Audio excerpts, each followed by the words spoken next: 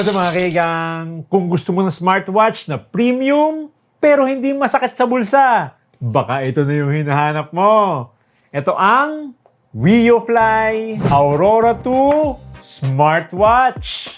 Yung link dito, nandito lang sa ilalim ng video natin. Minsan dito sa gilid, yan yung YouTube Shopping. Mas malaki yung vouchers at discounts pag dyan kayo nag-check out. Slide lang natin to dahan-dahan. Yun, nandito kagad yung Aurora 2. Lagay mo natin dito sa side. Tapos nandito na yung stainless steel na strap nyo. Ooh. Lalagyan natin to mamaya. Tapos yung tool para ikabit yun no? Dito na rin yung magnetic charging cable. Yan, yung manual, paperworks. Tabi mo natin yung iba. Tanggalin natin yung plastic. Yun. Tapos mayroon pang cover. Tanggalin na rin natin. Uy! Ang premium talaga ng look pag stainless steel yung body. Magmumukha kang mayaman dito pag ito yung suot mong watch. Lalong nagpasosyal yung stainless steel na strap niya. Ganda ng forma. Ito na mismo yung WeoFly Aurora 2 Smartwatch. Napaka-social talaga tingnan pag stainless steel yung body, pati yung strap. So, hardened glass na yung screen nito, kaya mukha talagang mamahalin. Tapos dito sa left side, di masyado makita dito sa camera, pero meron siyang speaker dito for Bluetooth calling. Dito naman sa left side, yung mga buttons. Ito yung on and off button, yung main menu, tsaka yung workout button. Dito sa likod, ito yung mic niya, sensors, tsaka yung charging pin. Bali, i-charge nyo lang ito ng 1 hour and 45 minutes. Kaya na nitong tumagal ng up to 30 days.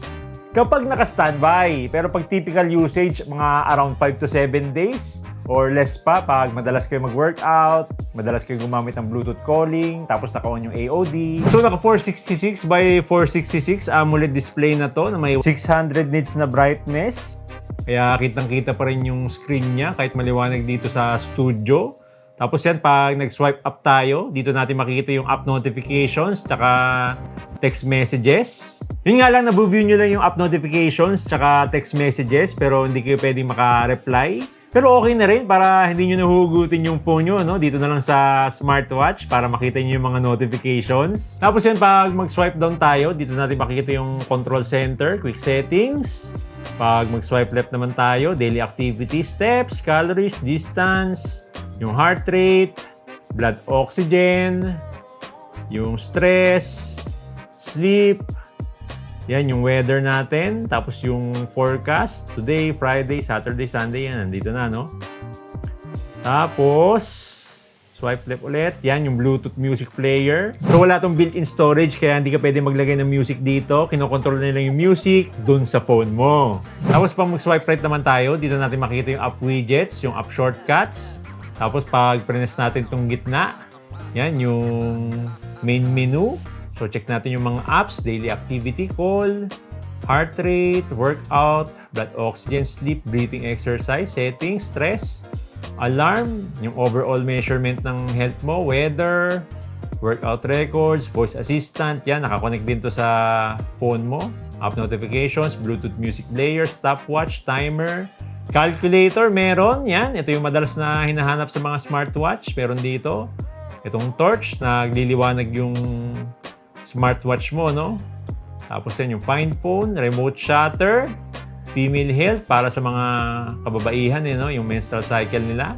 Yung maganda dito, kahit formal na smartwatch, meron na ring 100 plus workout modes. So, press lang yung workout button dito sa ilalim. Yan, common na yung mga workout dito, yung mga sikat sa atin. Yan, outdoor run, number 1. Outdoor walk, indoor run, cycling, spinning, pool swim.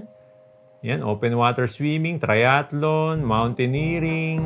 Yan, yung mga common sa atin. Kung bitin pa kayo dyan, meron dito yung mga iba't ibang category.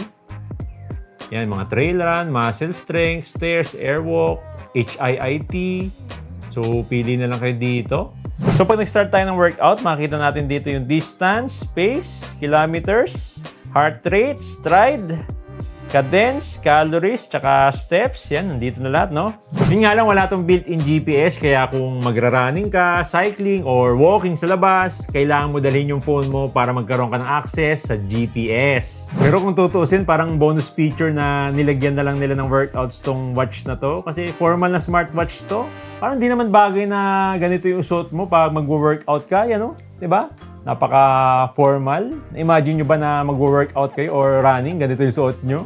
Pero working naman lahat ng health sensors niya, gaya ng heart rate, blood oxygen, sleep, calories, steps, kahit hindi nyo dala yung phone nyo, no? Gumagana lahat yon. Tsaka naka 180 amps, flash resistant na to, kaya no problem kahit mabasa ng tubig. Since naka-AMOLED na to, meron na rin tong AOD or always on display, tapos merong race to wake feature. Legit din na nagme-measure yung sensor nito, unlike sa mga ibang watch na nagbibigay ng result kahit hindi mo suot. Check naman natin tong WeUFly app, available to sa iPhone at Android. So yan, dito sa WeUFly app, pag tinapotong home, makita natin yung health data natin dito. Sleep, heart rate, blood oxygen, stress, yung calories natin, distance, total steps. Tapos pag tinapotong sport, pwede tayo mag-start ng workout dito. Outdoor run, outdoor walk, cycling. So gaya ng sinabi ko kanina, no, wala tong built-in GPS, kaya need mo dalhin yung phone mo para magkaroon ka ng access sa GPS. Dapat nakakonect sa phone mo. Tapos yan, pag tinap naman natin tong device, tapos tong watch face, pwede tayo mag-download ng mga watch face dito. Free. Yan. Madami-dami ding madadownload dito, no? Tapos pwede tayo mag-customize ng sarili nating watch face. Pwede natin ilagay yung picture natin, yung gawing watch face or wallpaper. Tapos dito sa notifications, yan, naka-disable, hindi ko na on yung permission. Kaya dapat naka-on yung permission ng WeUFly app para makita nyo yung mga notifications dito sa watch, no? So yan, yung mga apps na pwede dito, yung Instagram, YouTube, Facebook, Twitter, yung mga common na apps, yung mga madalas natin ginagamit, Messenger, yan, Viber, Gmail. So kung wala dito yung app nyo, pwede nyong itap yung others, yan, dito sa bottom. Tapos dito sa SOS contact, maganda to for emergency, no? Yan, for example lang, nag-add tayo dito. Pero mas maganda, kuwari, 911 or kung sino yung mga pagkakatiwalaan nyo. So para ma-access nyo yan, i-hold nyo lang yung top button dito. Yan, pakita natin. Hold nyo lang yung top button. Tapos yan, mag-slide to call kayo. Yan, yung SOS. So ganyan yung mag-access ng emergency, no? Tapos yung pag tinap nyo naman tong profile, tapos yung third-party service, pwede natin i-link to sa Apple Health or yan, yung Strava. Since lagi itong tinatanong ng mga viewers natin, you know, yan, pwede natin i-link to sa Strava. Ngayon, try naman natin tawagan isang phone natin kasi meron tong Bluetooth calling para matest na rin natin yung mic niya, no? Yan, kunin natin yung isang phone natin. Okay, punta tayo dito sa Bluetooth phone calling ng watch. Yan, yung call, contacts. So, na-add na natin kanina to, no, sa WeUFly app. Tatap na lang natin dito. Yan, calling out. Hintayin natin, magre-ring to. Yan, nakalagay dito, no? Calling out. Yun. You know?